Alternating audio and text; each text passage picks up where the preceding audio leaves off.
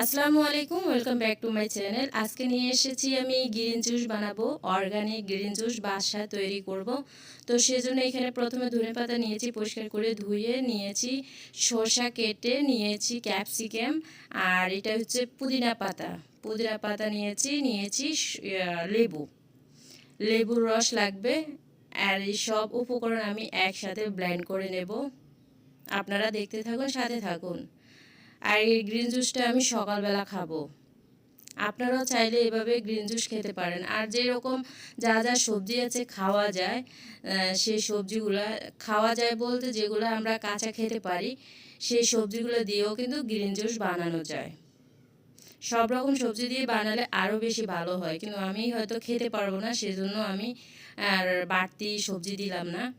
এই কয়টা উপকরণ দিয়ে আমি গ্রিন জুসটা বানিয়ে নেব। তো একটু পানি দিয়েছি, আর এখানে হচ্ছে পিঙ্ক সল্ট দেব।